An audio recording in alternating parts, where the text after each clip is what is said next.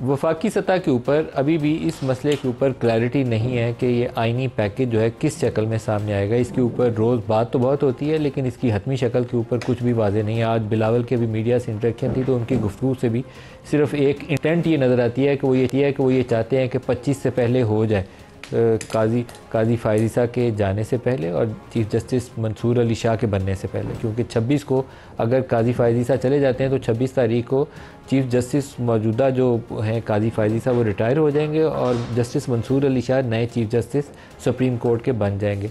तो मौजूदा PMLN और पीपल्स पार्टी की हुकूमत चाहती है कि ये काम हर सूरत 25 से पहले हो जाए, जो आसान नहीं है। उनके पास तादाद पूरी नहीं है। JUI वाले अभी दरमियान में हैं और PTI वाले भरपूर इसकी मुखालफत कर रहे हैं। बाज़ लोग जो लॉ एक्सपर्ट हैं उनकी राय में एक नई अदालत सुप्रीम कोर्ट के ऊपर खड़ी करना शायद सिस्टम के अंदर एक ऐसी बहरानी कैफियत पैदा कर देगा जिसमें हम बहुत बड़ा एक इंफ्रास्ट्रक्चर तो पाल लेंगे, बहुत बड़ा एक जुडिशल इंफ्रास्ट्रक्चर पाल लेंगे, लेकिन उसकी यूटिलिटी क्या होगी, कितनी यूज़फुलनेस होगी, इसके ऊपर हमने कोई स्टडी नहीं की है। तो इसका बेहतर हल ये होगा कि सुप्रीम कोर्ट, मौजूदा जो सुप्रीम कोर्ट है, इसी की तादाद में इजाफा करके एक कॉन्स्टिट्यूशनल बेंच, जो 5 सीनियर मोस्ट जजेस हों उनका एक कॉन्स्टिट्यूशनल बेंच बना दें और मौजूदा चीफ जस्टिस जो भी तरीकाकार है उनका, चाहे उसकी टर्म आप टेन्योर बेस कर दें। अभी तो तरीका यह है कि रिटायरमेंट एज के हिसाब से जो सीनियर मोस्ट बनता है, रिटायरमेंट एज को उसकी ख़त्म हो जाता है, तो उसकी 3 साल की आप टर्म कर दें और उसी सुप्रीम कोर्ट, मौजूदा सुप्रीम कोर्ट के साथ ही आगे जाएँ। और दूसरा, जजेस की तैनाती का तरीकाकार, उसके ऊपर शायद बहुत सारी जमातें मुतफिक हो जाएँ कि इसको ज़्यादा ट्रांसपेरेंट बनाने की ज़रूरत है। जो पार्लियामेंट्री कमेटी है उसको ज़्यादा स्ट्रेंथन करने की ज़रूरत है। तो ये डूएबल ऑप्शन होगी, बजाय ये कि हम सुप्रीम कोर्ट को एक बिल्कुल सबऑर्डिनेट कोर्ट बना दें और इसके ऊपर एक फेडरल कॉन्स्टिट्यूशनल कोर्ट बन जाए जिसके पास जज बनाने का भी इख्तियार हो, वो 199 की पिटिशंस भी उस तक पहुँच रही हों, 184 का इख्तियार भी उसके पास चले जाए। तो ये जो मुतबादल तजवीज़ ये है कि सुप्रीम कोर्ट में जजों की तादाद बनाकर 5 सीनियर मोस्ट जजेस जो हैं वो कॉन्स्टिट्यूशनल बेंच के ऊपर बैठ जाएँ और जो चीफ जस्टिस बने सुप्रीम कोर्ट का उसकी पोजीशन जो है टेन्योर बेस कर दें। प्रॉबेबली ये ज़्यादा एक प्रैक्टिकल और डूएबल ऑप्शन होगी, लेकिन क्या ये मुमकिन है, ये कहना काफ़ी मुश्किल है। आर्टिकल 8 के हवाले से सियासी इख्तिलाफ़ात और जो कॉन्स्टिट्यूशनल एक्सपर्ट्स हैं और जो बार्स की तरफ से मुखालफत आई है, उसके बाद लगता ही है कि शायद आर्टिकल 8 को ना छेड़ा जाए। लेकिन जेट ब्लैक टेररिस्ट, जिसकी माजी के अंदर भी प्रोविजन डाली गई थी सनसेट क्लॉज के साथ, कि जो लोग शदीद किस्म के, इंतहाई किस्म के दहशतगर्दी के वाक़यात के अंदर मुलव्वस हों, उनके केसेस आम सिविलियन कोर्ट्स के अंदर चलाना मुश्किल है, तो वो केसेस के लिए मिलिट्री कोर्ट्स की प्रोविजन डाली जाए सनसेट क्लॉज के साथ। उसके ऊपर सियासी जमातों को अगर कायल करने की कोशिश की जाए तो शायद गुंजाइश पैदा हो जाए। लेकिन जो पहली प्रोविजन थी वो शायद आगे ना बढ़े। उसके अंदर डेफिनेशन कुछ ऐसी की गई थी कि लगता ये था कि 9 मई के अंदर जिसका नाम है या जिसके ऊपर इल्ज़ाम है या मिलिट्री प्रेमिसेस के इर्द गिर्द जिस बंदे ने जो हरकत भी की, वो सारे मामला मिलिट्री कोर्ट्स में चले जाएंगे। उसके ऊपर पाकिस्तान तहरीक-ए-इंसाफ ने काफ़ी शदीद रद्द-ए-अमल दिया था और JUI वो भी उसके ऊपर कंफर्टेबल नहीं थी। तो अब ये कॉन्टेक्स्ट है जिसके ऊपर आने वाले चंद दिन जो है बहुत अहमियत के हामिल है। पहले तो एक समिट है SCO का, शंघाई कोऑपरेशन ऑर्गेनाइजेशन का, और उम्मीद ये की जानी चाहिए कि हमारी गुड सेंस हमारे पॉलिटिशियंस की प्रिवेल करे, अच्छी हिकमत अमली, दानशमंदी, कि मुल्क को इस वक्त एक यकजहती की ज़रूरत है और बड़ा इवेंट होने जा रहा है इस्लामाबाद में जिसमें पाकिस्तान का अच्छा नाम जाएगा दुनिया के सामने। आज भी सऊदी डेलीगेशन आया जिससे तो ये की जा रही है कि $2 अरब के उसके साथ मुआहदे होने। फिर SCO समिट है 14, 15, 16, वो भी गुजर जाए और फिर लास्ट वीक एक्चुअली क्रूशल होगा 18 से लेकर 25 के दौरान वाला, कि इसमें हुकूमत इत्तेफाक राय के साथ इंगेज करें और जो डूएबल ऑप्शन है उसके ऊपर आगे बढ़ जाए। मिफ्ता इस्माइल साहब, अस्सलाम वालेकुम। वालेकुम अस्सलाम नदीम भाई। सर, 2-3 बातें आपसे पूछनी है। एक तो रिमिटेंसेस के नंबर आए हैं जो बहुत ही हौसला अफजा है। 2.8 बिलियन डॉलर सितंबर के महीने में आया। टोटल फर्स्ट क्वार्टर में 8 या 8 अरब डॉलर है। करंट अकाउंट डेफिसिट भी नीचे है। IMF की प्रोग्राम आपकी हो गई है। अब ये सऊदी डेलीगेशन आ रहा है, उससे भी कोई सुना है कि इन्वेस्टमेंट की डील्स वील्स हो जाएंगी। क्या हमारे हालात पहले से अच्छे हुए हैं, रुपया शया संभल जाएगा, काबू में आ जाएगा मामला? सर, इसमें तो कोई बहस ही नहीं है कि हालात जो हैं वो पहले से काफी बेहतर हो गए हैं। जो पिछले साल इस वक्त आपको पता है वो $300 के, $300 का डॉलर था, 305 पे गया था, 305 पे, आज 278 से नीचे है। आज 200, ठीक है। और इस साल दरमियान स्टेट बैंक में डॉलर भी खरीदा है ढेर कुछ 7-8 अरब डॉलर खरीद चुके हैं। जी 6.5 अरब डॉलर खरीदे हैं। इसके अलावा दुनिया भर में जो ऑयल प्राइस कम हो गई है। अगर आपको याद है कि अप्रैल 2022 में जब PTM की हुकूमत आई थी, जब मैं वजीर था, तो $124 प्राइस थी पेट्रोल की, डीजल की, इंटरनेशनल प्राइस। अब $75 की है, कभी $70 की भी हो गई थी, 68 की भी, लेकिन ये ईरान की और इसराइल की कुछ झड़पों के बाद बढ़ी है। तो इंटरनेशनली एक रूम मिल गया है हुकूमत को।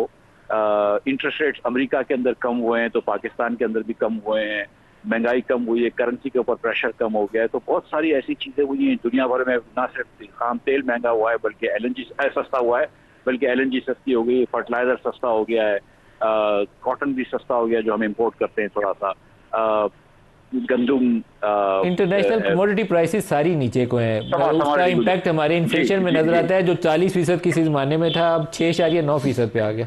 जो रेमिटेंस ऊपर गया है वो अच्छी खबर है, लेकिन उसके साथ साथ ये देखना जरूरी है कि देखें सिर्फ $8.8 बिलियन इस पहले क्वार्टर में था, जो कि बहुत ज्यादा है कंपेयर टू पिछले साल 40% ग्रोथ है जी।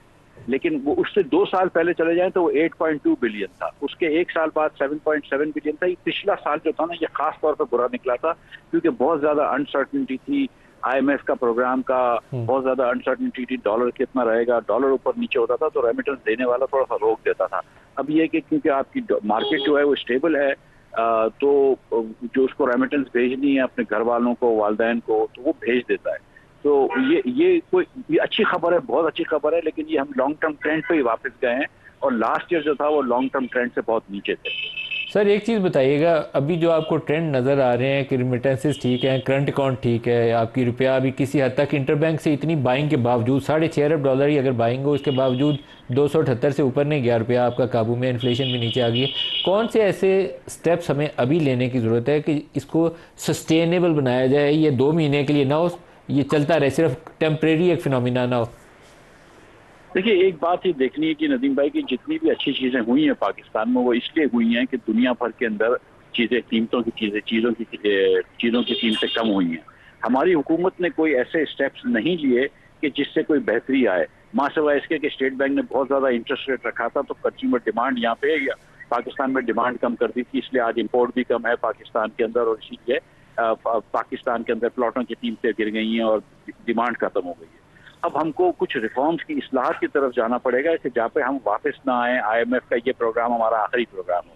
हुकूमत ये करते हुए नजर नहीं आ रही है क्योंकि हुकूमत क्या करे, क्या करना चाहिए? देखिए मैं आपको सच बताऊं नदीम भाई, ये बल्ले इस बार इस महीने 6.9% इन्फ्लेशन आ गया है पाकिस्तान के अंदर। अब सिंगल डिजिट, ये इसका हाई बेस इफेक्ट था, पाकिस्तान में सिंगल डिजिट में इन्फ्लेशन नहीं आएगा अगर आप बजट डेफिसिट को कंट्रोल नहीं करें। ये सही है बात है। बजट डेफिसिट तभी कंट्रोल होगा जब आप NFC अवार्ड को एक मतलब आप फिर देखेंगे और उसके अंदर आप सूबों को इनकरेज करेंगे कि अपने टैक्सेस बढ़ाओ और उन टैक्सेस को खर्च करो, ये नहीं कि आपको मुफ्त में पैसा वफाक दे रहा है। साहब जो अभी मौजूदा फाइनेंस मिनिस्टर हैं, अभी हमने चंद रोज पहले इनसे एक इंटरव्यू किया था तो इन्होंने कहा कि हमने सूबों के साथ एक नया फिस्कल पैक्ट साइन किया है जिसके नतीजे में वो अपने वसाइल में भी इजाफा करेंगे और कुछ अखराजात वफाक उन्हें मुंतकिल करेगा। तो मैंने उन्हें पूछा कि जो दफा का अखराजात है, एक तजवीज़ ये थी कि क्या ये सूबों के साथ शेयर किए जाएंगे पॉपुलेशन बेसिस पे। इसका उन्होंने बराह रास्त जवाब नहीं दिया। उन्होंने कहा ये अभी फर्दर मीटिंग्स होंगी तो तय करेंगे। क्या इस तरह की कोई पेशरफ्त का इम्कान है? सर देखें, ये ना सिर्फ के दिफा बल्कि आपका जो वो है डेट सर्विसिंग है जो 10,000 अरब रुपया इस साल होगी या शायद 100 अरब रुपया कम हो जाए, उसकी वजह से जो है वो सारा स्ट्रेस है। हम अभी भी जो है वो जो हमारा वफाक का नेट टैक्स होता है उससे ज्यादा हमको बोरो करना पड़ता है, हम उससे तो पैसे भी नहीं दे सकते अपने सूद के, तो हम डेट ट्रैप में जा रहे हैं। आज भी आप देख लीजिए कि 45,000 अरब रुपया हमारा सिर्फ लोकल डेट हो गया है, तो बड़ी प्रिकेरियस कंडीशन है। ये तो बहुत बुरे हालात थे और अभी दुनिया में कीमतें कम हुई हैं तो थोड़ा सांस लेने का वक्त आया है। लेकिन हुकूमत जो है जिसको अगर वो इस्लाहत नहीं करती है, अगर ये देखिए पेंशन रिफॉर्म की बात हुई वो पीछे हट गई, मिनिस्ट्री बंद करने की बात थी वो पीछे हट गई, एग्रीकल्चर टैक्स की बात थी ये 1 जनवरी को करने के कह रहे हैं, मैं आपसे यकीन दिला रहा हूँ कि ये नहीं कर सकेंगे। ये किसी भी चीज के अंदर ये सीरियस नहीं है। सबसे पहले आपको ये नेशनल फाइनेंस पैक्ट वगैरह की तो ऐसी IMF की बातें हैं, ये इनको आपको NFC अवार्ड का कमीशन बनाना पड़ेगा कि आके बैठो और इस तरह किस तरह टैक्स बांटते हो। अभी आपको वफाक को अगर 10 रुपए का पैसे चाहिए तो 25 रुपए ऊपर टैक्स लगाना पड़ रहा है। आपको पता है कि आज नौकरी पेशा हालात के लोगों के ऊपर 40% टैक्स लगा हुआ है। आज बिजनेसेस जो हैं, प्राइवेट बिजनेस इंडिविजुअल्स हैं, डॉक्टर्स हैं, चार्टर्ड अकाउंटेंट हैं, उनके ऊपर 50% टैक्स लगा है। आपको भी पता है कि ये लोगों का क्या बुरी हाल है। बिजली के बिल हम अभी भी नहीं दे सकते हैं, 40% पाकिस्तानी अभी भी खतरे गुर्बत के नीचे है। तो ये हुकूमत को थोड़ा सा जो स्पेस मिली है इसकी वजह से रिफॉर्म्स करने चाहिए, इस्लाहत करनी चाहिए जिससे लोगों की बेहतरी हो। अगर आपकी कॉस्ट बढ़ जाती है और आप वो कॉस्ट पास ऑन कर देते हैं जैसे कि बिजली और गैस में इन्होंने करी है, जिससे कि लोगों की कमर तोड़ गई है, सनत की कमर तोड़ गई है, तो फिर आगे नहीं बढ़ सकेंगे। सर एक्सपोर्ट्स बढ़ेंगे कि नहीं बढ़ेंगे? अभी तक नंबर ठीक है फर्स्ट क्वार्टर के, लेकिन वो जो ग्रोथ हम सोचते हैं कि 50 अरब डॉलर पे जाएंगे, उसके लिए कुछ करना पड़ेगा, आसानी से नहीं जाएंगे। नहीं सर, वो $50 बिलियन तो मतलब मेरे ख्याल से ये हम उस टाइप के मुल्क नहीं है सर। ये बांग्लादेश जैसे मुल्क होते हैं जो डायनामिक कंट्रीज होती हैं जहाँ पे हुकूमत काम करती है। हम जैसे मुल्क नहीं है। हम वियतनाम की जितना हमारा एक्सपोर्ट था आज उसका 350-370 अरब डॉलर है। आप मुझे बताइए कि जब पाकिस्तान का खित्ते में सबसे महंगी बिजली होगी, जब खित्ते में सबसे महंगी गैस होगी, इस हमारी इनकम के लेवल से किसी भी कंट्री को करीब हमारे से महंगी गैस होगी हमारे, तो हमारे पास क्यों फॉरेन इन्वेस्टमेंट आएगा? हमारे पास जब लोकल लोग इन्वेस्ट नहीं कर रहे तो फॉरेन इन्वेस्टमेंट कैसे आएगा? जब आप 54% टैक्स लगाते हैं कॉर्पोरेशन के ऊपर, तो कोई यहाँ पे क्यों इन्वेस्ट करेगा? तो government has to also think कि अपने मसाइल सिर्फ हल ना करो, लोगों के मसाइल भी हल करो, कंपनियों के मसाइल भी हल करो। और खुदा ना खास्ता कोई गुनाह नहीं है अखराजात कम करने में। खुदा ना खास्ता अगर आप PHDP कम कर देते हैं 200-300 अरब डॉलर, तो 200-300 अरब रुपए, तो उसमें कोई गुनाह नहीं है। अगर आप ADBs कम कर देते हैं सूबों के और वो पैसे वफाक के बजट डेफिसिट को कम करने में चले जाते हैं, तो इसमें कोई बुराई नहीं है। लेकिन थोड़ा सा आपको मुल्क के लिए सोचना पड़ेगा। ये सिर्फ ये जो सियासी कुर्सियों की लड़ाई हमारी इस्लामाबाद में हो रही है, जिसपे आपका अचानक 3 दिन कैपिटल बंद हो जाता है, तो फिर बड़ा मुश्किल हो जाता है इन्वेस्टमेंट लाना। मिफ्ता इस्माइल साहब बहुत शुक्रिया, आप हमारे साथ हैं। ब्रेक से वापस आते हैं तो फिर और बात करते हैं, हमारे साथ रहिए।